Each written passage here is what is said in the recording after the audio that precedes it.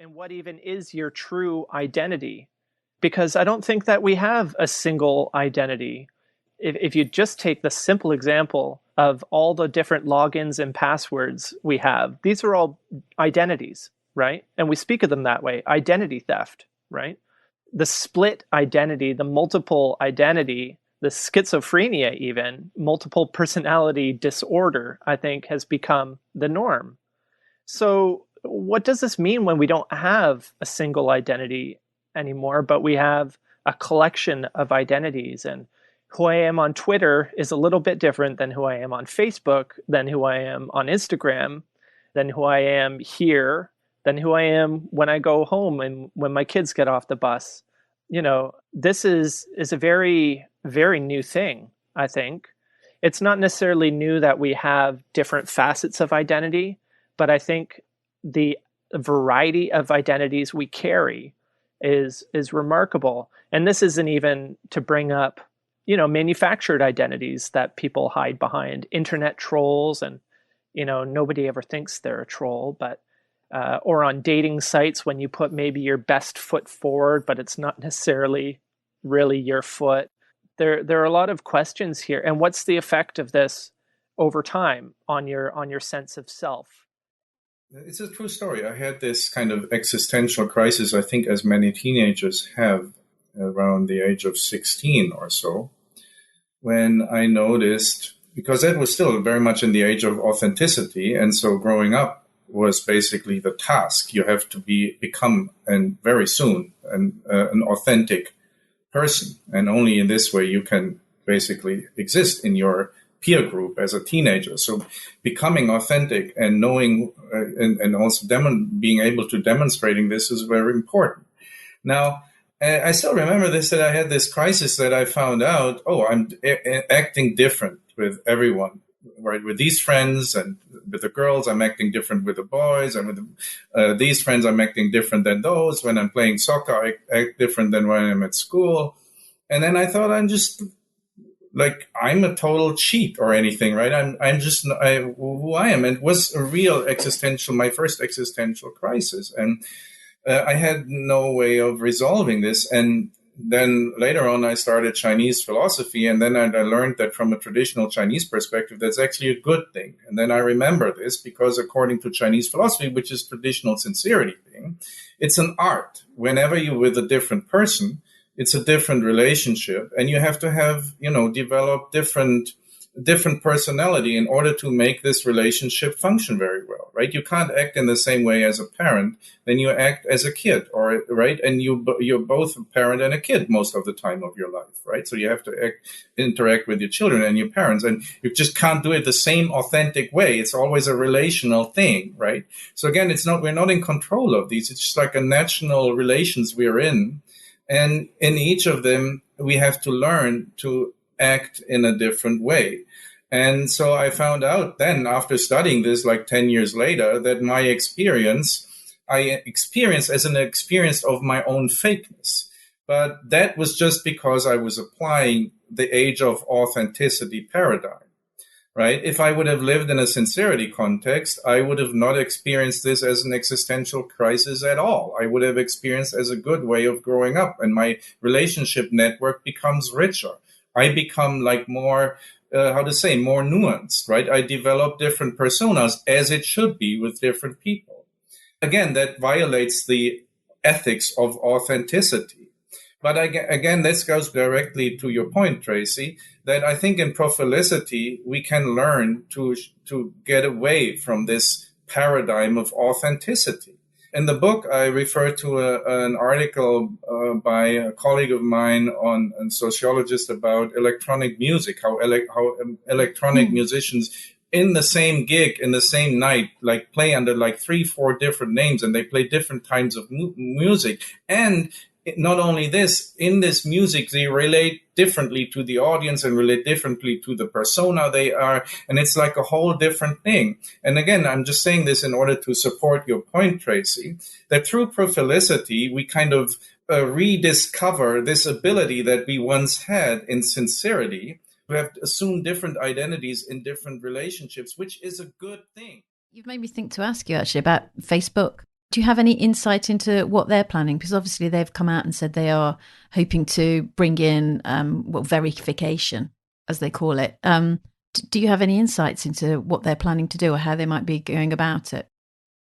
Well, I do. I have many thoughts here. The first is, and this ties back to Twitter as well, what has been leaked from Facebook, or Meta, I should say, across, Instagram and Facebook, is they want to make identity a premium product, which I think in many ways I fundamentally disagree with. And I think it's well, both from my personal perspective as well from a business perspective, I think that's a fundamental mistake. This notion that, you have to pay in order to get trust and safety out of the platform is ridiculous. Imagine if, I believe Uber did do this by tacking on like a rider safety fee, but imagine if when you got into an Uber, it said, hey, do you want to pay an extra $5 to make sure that your Uber driver isn't a criminal or a drunk driver?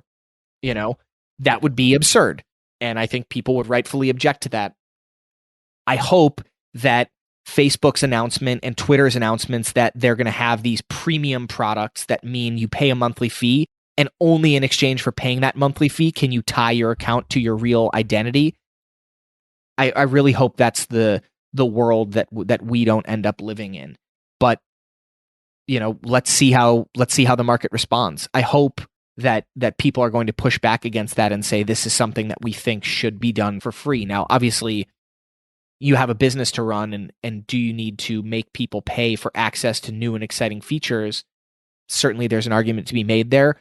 I would argue that at the fundamental level, are you a real person, and are you the identity you're claiming to be, should kind of be table stakes for operating one of these accounts. And I do think with the major global push around age verification for social media applications in particular, it's going to make it a lot more challenging to monetize identity as directly, because these platforms are really struggling hard right now with how they're going to meet these age verification mandates at scale.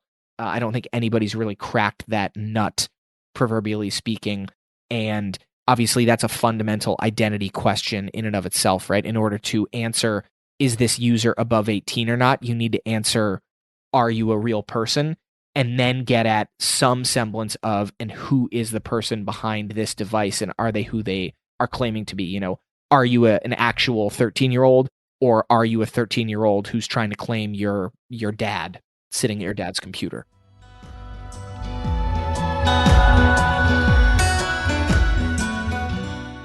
Dave Birch's thoughts on social media verification have been pretty clear for a while. A long time ago, I think I quite accurately predicted that the most valuable credential would just be that you're a person, not that you're Tracey or English or living on Earth at the moment, but the fact that you're a person. And I think ChatGPT has accelerated this into the mainstream. So, Mr. Musk was getting very exercised about this last year, about not knowing who were bots and who weren't. So the possession of this is a person credential becomes absolutely vital. I was going to ask you what you think Twitter and Facebook should do in terms of, Facebook's talking about verification. I think Musk talked about authentication. I personally think they should decouple it. I don't care what Twitter thinks about you. What I want Twitter to do is to maintain the social network, run the tweet system, essentially. It shouldn't be up to Twitter to say whether you're a person or not. So what should happen is I go to create a Twitter account, or I go to log into Twitter the next time. Twitter bounces me to my bank. I do my, strong customer authentication 2-factor log into the bank. And the bank sends Twitter a credential which says this is a person. End of. That's it. Doesn't say which person it is. Not relevant. Now Twitter can put a tick next to my name that says this is a person. As we draw to a close, I've got a bit of a mad futurist question. You're a futurist as well, so I'm sure you've thought about this. Say we've uploaded our brains. We've done some mind uploading or downloading, however you want to think of it. And I know we have to suspend our disbelief a little bit here, say that we can put our brain in some sort of digital substrate. Will that digital brain or mind have the same rights, the same cognitive liberty as our human meat space version? It's such a good question, right? I mean, it's almost, I mean, it's basically the AI question too, right? Which is, like is the digital representation of self, something that is self? Is there something uniquely human about our cognition and our processes?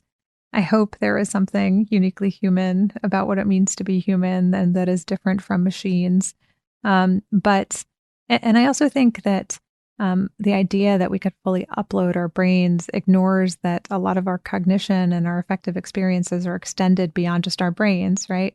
And so we would have to upload so much more than just literally our brains to make. We'd have to clone ourselves, really, wouldn't we? Essentially, yeah. And it's not just your brain and your nervous system and how you have this extended personality throughout your body and what you interact with, but it is your interaction with the environment that gives rise to a lot of the different experiences and mental processes that you have. And so in that world where all of that could be captured, right? And we're not just talking about brain uploading, we are talking about the full human experience being uploaded.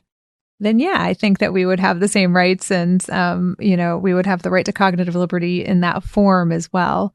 But you can see that as a futurist, I have some disbelief about being able to reduce the entirety of the human experience into digital bits and bytes that can then be uploaded. Yeah, it is different, isn't it? The analog brain and the digital substrate. So, Nita, then what's your final message for people in terms of getting more involved in this subject matter, understanding it more, initiating more conversations around it so that we can push this agenda of cognitive liberty? I mean, I hope to make many, many more cognitive liberty advocates out there in the world to be part of the conversation. And I think the very first step is to get educated. I think, my purpose in reading this book is ideally to spark a global conversation and to make it accessible to everybody for people to understand what's happening and to be familiar with and understand what the issues are that are at stake. Like what rights are at stake? What does it mean to connect your brain to corporations and governments? Like what is it that you really are putting at stake in the debate? So first is to get educated. And I think a good way to do that is, of course, to read my book. So I hope people will, which is to read The Battle for Your Brain, Defending the Right to Think Freely in the Age of Neurotechnology. But I will say I am far from the only person in this debate. There are so many thoughtful, scholars, advocates, big thinkers. Where else would you recommend people look? Are there journals? Are there good websites? So, I mean, there was a wonderful Nature Electronics journal that just came out that declared BCI, the brain-computer interface, the technology of the year. There are, the OECD has recommendations for regulation of neurotechnology. The UN has, dug into this issue. There are thoughtful scholars across the globe who are coming to the table and are offering different perspectives on these issues. And I think that diversity of thought is so important to push this issue forward and have helped push my thinking forward as well. But I'd say it's so important for people to get educated, become part of the debate, and then realize that they have choices to make, right? It isn't just like at a societal level, like, oh, let's hope somebody passes cognitive liberty. People have to start exercising their own right to cognitive liberty, and they have to treat it differently. They cannot unwittingly give up their brain data just as easily as they've given up all of the rest of their data. They need to make deliberate choices as they buy ear pods and headphones and watches that have neural interface and not just think like, oh, this is the next cool technology, but figure out what the terms of service are under which that technology is being offered to you. If their employer is mandating it, demand that it be put into writing about exactly what they plan to do with that data, what they're collecting, and demand a transparent policy about that and push back, right? If the employer says, I'm going to track your brain activity, push back and join with others to push back against that and say, no, you know what? This actually violates the fundamental dignity of what it means to be human. And so I want people to be much more active in this debate and in this conversation. And, you start by becoming aware and you then transition into using that awareness as a tool of empowerment. So really, cognitive liberty is as much a responsibility as it is a right.